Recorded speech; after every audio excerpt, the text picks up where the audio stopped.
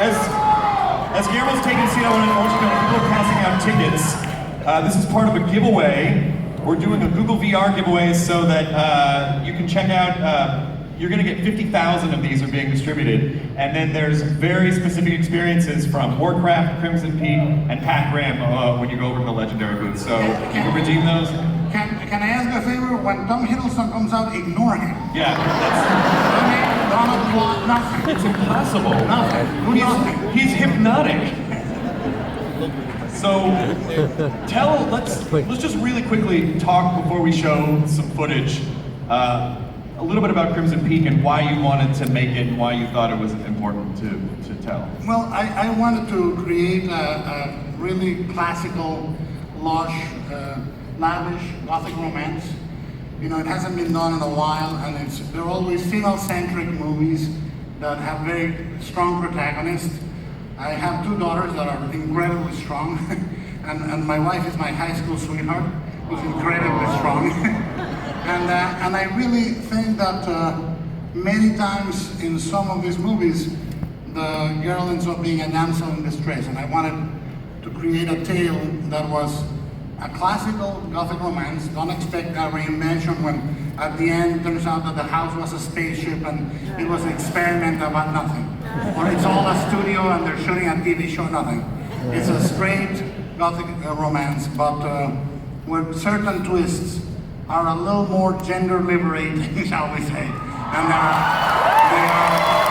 are a little more about being yourself and stuff like that. But that we stop. I'm incredibly conscious about this with two daughters.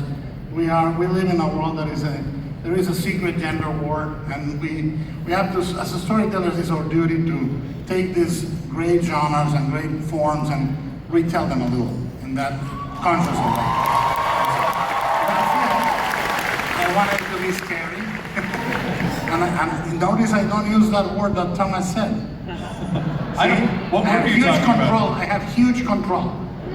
And I wanted it to be scary, and I wanted it to be gorgeous. And I think it's a movie, it's one of my 3 favorite movies I've done, and is, in my opinion, you don't have to agree, is the most beautiful movie I have made. Está de poca madre! So why don't we show a clip from this, and then we'll have a little announcement about something from the trailer after you guys see it. Let's do that, and let me warn you, for those that don't like spoilers, there are spoilers, but damn it. I'm not gonna say it. Crimson Peak, I think they're very excited to see Mia Wasikowska, Tom Hiddleston, Jessica Chastain!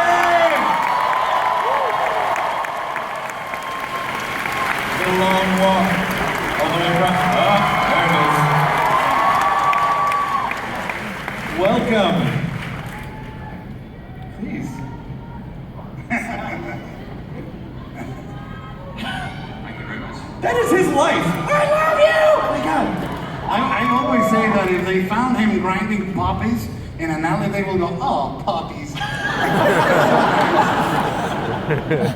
I do.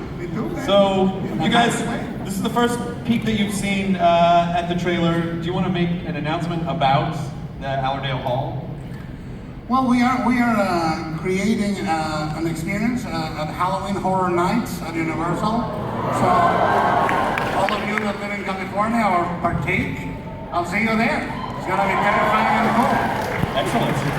Neil, let's start with you.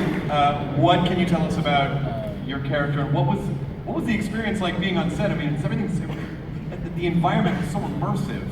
Yeah, I've never been on a set like this before. It was the most beautifully created mansion, and the detail is just so incredible. And yeah, I've never been on a set like that before. Yeah, I know. Backstage, I was talking to Tom about what we were going to talk about here, and he goes, I want to just throw it to the fans. I would rather just have the fans ask questions because everything he says makes your heart melt. So we're going to open up the floor to fan questions right now, and you guys can ask the panel whatever it is that you want to know. He has a great accent. Everything about him. Yes. Hi. What? Are you okay? Yeah. Okay. What's your name? Angel. And what's your question? My question is, know they built the set. Sorry. So I want to know which part of the set do you guys like most? What did you say? Which part of the set do guys like most?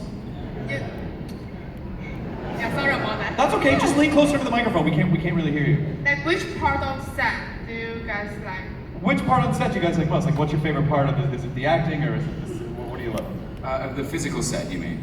Yeah, the Yeah. pencil. Yeah. I personally, the Great Hall, I found just jaw-dropping. Because you have to understand, this is the house that the Sharps live in is in Cumberland in the north of England, and the house was built on a soundstage in Toronto. And when I walked in for the first time, it was just breathtaking, because it was on 3 or 4 stories with a working elevator, and if you actually trod on the floorboards, the clay which is underneath the house would seep across the floor. It was the most extraordinary place, the most extraordinary set I have ever seen. And I was actually very sad when they had to tear it down. That's what they do. It is very sad. I like the bathroom. I mean, it sounds horrible, but the bathroom's gorgeous. Yeah, it's very important. Just It's not for the reasons you think. I feel like some of the reasons we think. Well, yes, that Okay. too. I mean, maybe it's a bit possessive, but I really liked Lucille's bedroom. And every corner of that room was filled with something that, I can't really explain it because it's all spoilers, but it was so beautiful, and it's photographed beautifully. Mia, what was your favorite part about making the Crimson Peak? Probably just being able to work with Guillermo and the cast who was so fantastic. And I was new to the genre and to the concept of horror, and I found Guillermo gave me a copy of Frankenstein, and there was an introduction to the book that he wrote, and it was like sort of an education in why it's an important thing, how we learn about ourselves through our fears, and so it was kind of amazing to have Guillermo as a guide in this new world. It's really cool. Excellent. Let's. What is your name? My name is Katie. And what's your question? My question is for Tom. I want to know, from your perspective, how is Mr. Del Toro different from the other directors you've worked with? I mean, what's unique about them? Well, the first thing to say is that we all got given these extraordinary character biographies when we received the script, and it was a 10-page life story, maybe even it was 15, I can't remember, but it was the most incredible document with my star sign and my date of birth and the secrets that I don't want to tell anyone and what I like and what I don't like, and a horrible time I had with my aunt when I was 13 in Whitehaven, and that kind of detail is what we should all do with every character we play. And I just had the best time. Guillermo has an enormous imagination, and getting to live inside that imagination with all of his detail and rigor and precision was a huge pleasure. And I've never been teased so much on set by another director, but I liked it. Well, we're like twins. Yeah. We're like twins. Like the Danny DeVito film, right? You mean like the movie Twins? Right? Yeah. I'm Danny DeVito. That make me Arnold, I guess. Yes. Yeah. Hi. Hi. What's your name? I'm Darcy. And what's your question, Darcy? Okay, so this is for Guillermo and it's for Tom. Ever since I saw this one interview, I was really curious.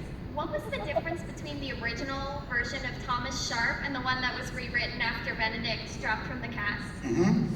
Well, the first thing you do is when you write a screenplay and then you have a first, second, third draft, whenever you go out with the screenplay, then what I do is I then work with the actors. I generate these biographies that are about 10 pages, give it to them, and then we sit down and do what is called table work. And what we do is we discuss the biography with the pages, what they like, what they don't like, and we go through a beautiful, fun discovery process. We say, oh, I would do this because of that, and I would not do this because of that. And you kind of then come out of those meetings supercharged. You go back and input all that visually or audio visually into the set design, into the way you're designing the sound, or in pieces of dialogue and staging. But ultimately, all of it is fed into it. The movie, as Jessica was saying, Lucille's Bedroom, for example, came out entirely of these discussions, and every single piece in there tells you a little bit about her. I say that I write the movies on paper, but really they get written on film. And if you pay attention in my movies, if you are watching every detail should add up to that. So it changes a lot. So Thomas Sharp was, and every other part was tailored to the actor doing it. Now it's Tom's turn. Excellent. And then just sort of branching over to Jessica, what were some things that you took away, or what were some things that you liked about your character that you can share? I like a lot about my character. I love her. She absolutely breaks my heart. What I love about her is that she's fiercely loyal, and she acts out of love to receive love, in her way to give and receive love. Most of that came from working with Guillermo and reading the biography he sent me, and we'd be on set together working on a scene, and the biography, the secrets of who Lucille was, would inform the decisions made in the scene. And sometimes new scenes would pop up. Lucille's bedroom would pop up. We had a great rehearsal with Tom in London, and we read our biographies for each other, but I did ask, I said, please don't read anything that you wouldn't want your sister to know. So I made sure that I kept my secrets and we all kept theirs. Yeah, we don't share the biographies. The actors don't share them, so they can keep secrets from each other. You know, and that is actually a fun game. It's interesting, the film is so much about secrets. And I think, you know, all of us in our lives, we all try and live in the present, we live in the here and now, but we are formed by the past and the things we did, the things that were done to us. And every character in this film is almost either weighed down or liberated by what's happened in the past. And the house itself is the past, and witness to what happened in that house. It saw everything, heard everything, and I think the exciting tension in the film is that it's every character is struggling to create their own destiny. I think that's fun. Excellent. I think we have time for one more question. I think that's you. Yes, I'm Donana. First, I wanted to thank Jessica and Mia for portraying such strong, multifaceted characters.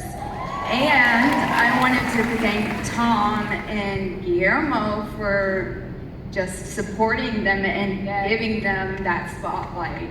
But the question, I'm sorry. Over the course of filming the movie, what was the most creatively or emotionally challenging part of that for you? The last act of the film is an emotional roller coaster. It exists at a very intense pitch, and we all had to kind of hold hands and battle through it, because it can take it out of you some days. But I love living. I mean, I think most actors become actors because they're fascinated by extremity. They're fascinated by what happens when people are tested by physical, psychological, or emotional challenges they have to overcome. And I personally find the last 45 minutes of this film is headlong and thrilling. And there's twist after twist, and you don't know where it's going to go. And it was a very satisfying challenge to overcome. Excellent. So before we let you guys go, Guillermo, do you have one thing that you want to say to people about this movie that you want them to take away from Hall H to go see it when it comes out in October of this year? I think this is the first time that I felt really empowered by the support of Legendary Universal with Mimic. I decided in '97, I said, I'm gonna do my more young movies in America, things that I loved as a kid and stuff like that. But I'm gonna keep my more adult and hardcore stuff for my European or Spanish language films. And this is the first time that I ventured into this. Early on, we decided it needed to be art, it needed to be complex, and I secretly was hoping, I hope the other shoe never drops. I hope we never have to cross that bridge where they say, well, yes, we remember we said it could be art, but this is too much, or this is blah, blah, blah. And it never happened. So I'm very, very happy to say that I felt for the first time completely free to make an adult movie in the English language. And I hope you guys enjoy the hell out of it. I will say, hell yeah. All right, October 16, 2015, Guillermo del Toro, Jessica Chastain, Crimson Peak.